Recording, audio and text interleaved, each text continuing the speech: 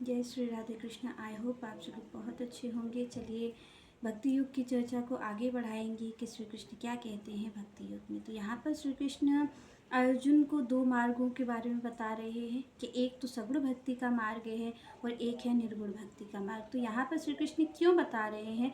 क्योंकि अर्जुन द्वारा ये प्रश्न पूछा गया है कि आखिर कौन सा मार्ग श्रेष्ठ है। क्योंकि अर्जुन पूछ रहे हैं कि सगुण भक्ति का मार्ग को जो पथिक है उसको आप ज़्यादा सिद्ध मानते हैं या निर्गुण भक्ति के मार्ग के पथिक को। तो यहाँ पर अर्जुन ये पूछना चाहते हैं कि श्री भगवान आप हमें बताइए कृपा करके कि आखिर कौन सा मार्ग श्रेष्ठ है। और एक तरीके से अर्जुन ये भी पूछना चाहते हैं क्योंकि ये गीता कब कही गई? जब कलयुग का प्रारंभ होने वाला था और द्वापर का अंत होने वाला था। तो अर्जुन कहीं ना कहीं आपके और हमारे लिए ही ये पूछना चाह रहे हैं श्री भगवान से, क्योंकि आज भगवान हमारे सामने उपस्थित नहीं है उस रूप में, पर अर्जुन के सामने भगवान उपस्थित थे। तो उन्होंने आपके और हमारे कल्याण के लिए अर्जुन ने श्री भगवान से पूछ लिया कि आखिर ये जो कलिकाल का जीव है, जो कलयुग का जीव है, इसके लिए आप बता दीजिए कि श्रेष्ठ मार्ग कौन सा है, सगुण भक्ति का मार्ग या निर्गुण भक्ति का मार्ग। तो यहाँ पर श्री कृष्ण ने स्पष्ट रूप से कह दिया इस चीज़ को,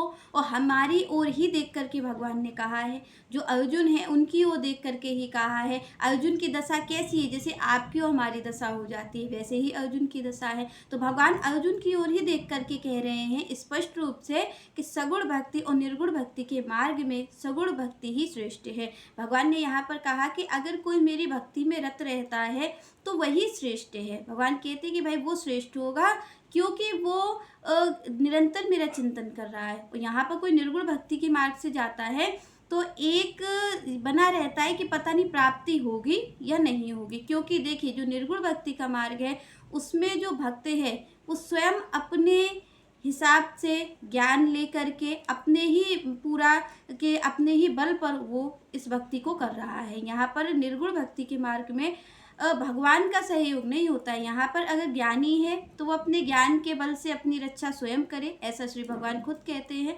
ज्ञानी है, ध्यानी है, जो भी अगर निर्गुण भक्ति के मार्ग पर जा रहा है, ब्रह्म की उपासना कर रहा है, तो भगवान कहते हैं कि इसको तो अपनी रक्षा स्वयं करनी पड़ेगी। और आप और हम जिस तरीके से देखते हैं अपने आप को, तो हम तो अपने मन को देखते हैं, हम तो अपनी रक्षा स्वयं नहीं कर सकते। ये भगवान ने जान लिया था कि कलिकाल का कोई भी जीव अपनी रक्षा स्वयं नहीं कर पाएगा। ज्ञानी ध्यानी अपनी रक्षा कर लेते हैं, पर आप और हमसे क्या ये हो सकता है? आप और हम क्या ये ज्ञान के मार्ग पर चल सकते हैं? क्या हम ध्यान कर सकते हैं? क्या हम तपस्या कर सकते हैं? हम इन कार्यों को नहीं कर सकते। इसलिए भगवान ने कलिकाल के जीव को रख कर के समक्ष और तब ये निर्णय भगवान लेते हैं कि भाई जो कलिकाल का जीव है उसके लिए, जो कलयुग का जीव है उसके लिए तो श्रेष्ठ मार्ग सगुण भक्ति का ही है। भगवान ने कहा क्योंकि भाई ज्ञानी को अपनी रक्षा स्वयं करनी पड़ेगी। और यहाँ पर भगवान स्वयं कहते हैं कि भाई भक्ति की रक्षा, जो कि अगर भक्त जैसा कि भगवान कहते हैं कि पूर्ण समर्पण उनके चरणों में अगर कर देता है, जैसा कि भगवान कह रहे हैं कि सर्वधर्मान परित्यज्य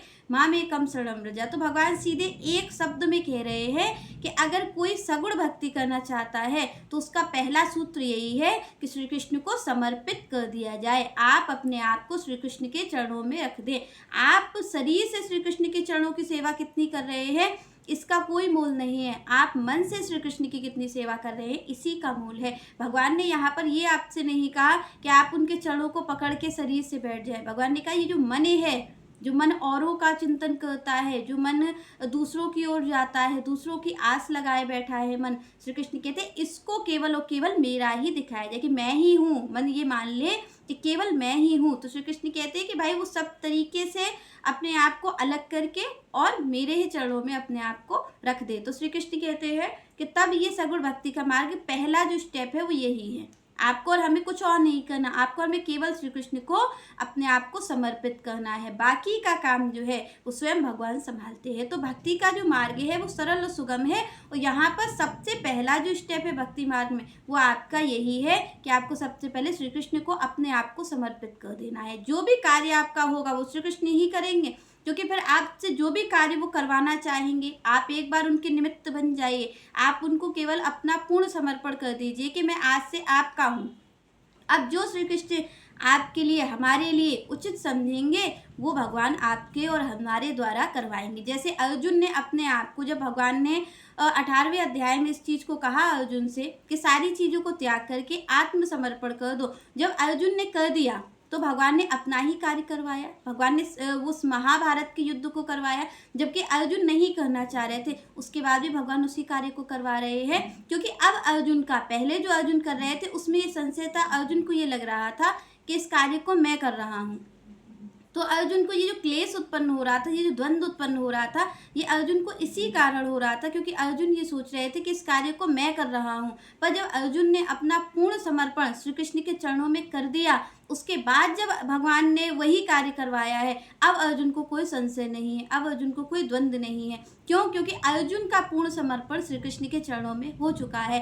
अब अर्जुन जानते हैं कि जो भी कार्य मेरे द्वारा हो रहा है वो स्वयं भगवान ही करवा रहे हैं। अब भगवान करवा रहे हैं तो अब मैं निश्चिंत हूँ, क्योंकि भगवान यहाँ पर कहते हैं कि भाई अगर यहाँ पर आप मुझ में पूर्ण समर्पण करते हो तो भगवान यहाँ पर आगे की लाइन कहते हैं कि मैं सारे तुम्हारे पापों का हरण कर लेता हूँ, तुम्हारे जितने योगक्षेम हैं उनका हरण मैं स्वयं कर लेता हूँ, अब तुम्हें कोई पाप पुण्य नहीं लगेगा। यहाँ पर श्री कृष्ण कहते हैं कि भाई जब कोई सब ओर से मन हटा करके और मेरे चरणों में अगर समर्पित हो जाता है तो श्री कृष्ण कहते हैं उसके जो पाप पुण्य के चक्कर है जिसकी वजह से आपका और हमारा आना जाना इस पृथ्वी पर लगा है, श्री कृष्ण कहते हैं इसके योग क्षेम को मैं हरण कर लेता हूँ, मैं इसके पाप पुण्यों को हटा देता हूँ और इसे निर्मल बना देता हूँ। यहाँ पर भगवान जो कहते हैं ना कि निर्मल मन जन सो मोहि पावा और मोहे कपट छल छिद्र ना बहावा, तो यहाँ पर कपट क्या है? जब हम अपनी चलाते हैं, जब हम ये सोचते हैं कि इस कार्य को हम करेंगे, ये है कपट। और निर्मल मन क्या है कि हमने अपने आप को श्री कृष्ण के चरणों में समर्पित कर दिया, अब जो उनकी इच्छा होगी वो हमसे और आपसे करवा लेंगे, हम उनकी ही सहमति में सहमत है। तो यहाँ पर भगवान कहते हैं कि भाई सबसे पहले अगर कोई सगुण भक्ति के मार्ग पे चलना चाहता है तो पहला स्टेप यही है कि वो आत्मसमर्पण कर दे। सबसे पहला स्टेप यही है कि आपको आत्मनिवेदन कर देना है, भगवान को ही आत्मनिवेदन आपको करना है कि अब वो जो उनकी इच्छा हो वो आपसे वो करवा सकते हैं। तो यहाँ पर श्री कृष्ण कहते हैं कि भाई पहली तो सगुण भक्ति है, दूसरी निर्गुण भक्ति है, और निर्गुण भक्ति का पथ भगवान बताते हैं कि बहुत ही कष्टप्रद है यहाँ पर, क्योंकि आपको अपनी संभाल करनी है। यहाँ भक्त की संभाल तो स्वयं भगवान कर रहे हैं, तो भक्त तो निश्चिंत रहता है, उसने अपने आप को निवेदन भगवान को कर दिया, उसके बाद वो अपने पूरे जीवन के लिए निश्चिंत है, क्योंकि वो ये कह रहा है जो कार्य करवा रहे हैं वो श्री कृष्ण करवा रहे हैं। तो श्री कृष्ण का ये वचन है कि अगर कोई मुझे आत्मनिवेदन कर देता है तो उसके बाद उसके सारे पाप पुण्यों को मैं हरण कर लूँगा, फिर उसे ना तो कोई पाप लगने वाला है ना कोई पुण्य लगने वाला है, ना तो उसके सिर पे पुण्य का बोझ होने वाला है जो कि उसे स्वर्ग की प्राप्ति हो, और ना उसके सिर पे पाप का बोझ होने वाला है जो उसे नरक की प्राप्ति हो। तो यहाँ पर भगवान यही तो कह रहे हैं कि आपको सुख दुख से ऊपर उठना है, आपको पाप पुण्य से ऊपर उठना है, तो आप और हम तभी उठ सकते हैं जब श्री कृष्ण को हम समर्पित हों। तो श्री कृष्ण कहते हैं कि भाई मेरे भक्त को ना तो स्वर्ग मिलने वाला है और ना उसे नरक मिलेगा, क्योंकि ना तो मैं उसके पापों को रहने दूंगा जो उसे नरक की प्राप्ति हो, श्री कृष्ण कहते हो, ना ही मैं उसके पुण्यों को भी नहीं रहने दूंगा। आप और हम जो सोचते हैं कि हम पुण्य करेंगे भगवान की भक्ति मार्ग पर चल के, तो भगवान कहते हैं इसके पुण्य भी नहीं रहेंगे, ना तो इसका पाप रहेगा ना इसका पुण्य रहेगा। श्री कृष्ण कहते हैं ये सीधे मेरे लोक को जाएगा, क्योंकि ये पाप पुण्य से ऊपर हो जाएगा। तो यहाँ पर भगवान ने कहा, आगे भगवान कहते हैं कि ये मार्ग कैसा है, ये जो भक्ति का मार्ग है ये कैसा मार्ग है आखिर, जो निर्गुण भक्ति का मार्ग है। तो यहाँ पर श्री कृष्ण कहते हैं क्लेशो अधिकतरा तेषाम अव्यक्त आसक्त चेतसाम अव्यक्ता ही गति दुखम देह वृद्धि व्याप्ते। भगवान ने यहाँ कहा कि अति दुखम गति दुखम, यहाँ पर भगवान कह रहे हैं कि बड़ा दुखद मार्ग है, कष्टप्रद मार्ग है। कौन सा? निर्गुण भक्ति का मार्ग। भगवान कह रहे हैं कि देहधारियों के लिए, यहाँ पर भगवान ने कहा कि ये जो देहधारी है, जो कलयुग के देहधारी है, भगवान ने कहा कि जो कलिकाल के देहधारी है, इनके लिए निर्गुण भक्ति का मार्ग कैसा है? कष्टप्रद है, कष्टों से भरा हुआ ये मार्ग है, इस पे इनका चल पाना बड़ा दुख का कारण होगा। भगवान कह रहे हैं कि भाई इन्हें प्राप्ति हो तो सकती है, पर क्योंकि ये अनंत काल से देहधारी स्वयं है, यहाँ पर इन्हें आत्मा का बोध ही नहीं है। भगवान कह रहे हैं कि आप और हम अपने आप को देखें तो क्या हमें ये पता रहता है, जब हम किसी से बात करते हैं तो क्या आप और हम ये मानते हैं कि हम आत्मा से बात कर रहे हैं? आप और हम तो अपने आप को शरीर ही माने हुए हैं।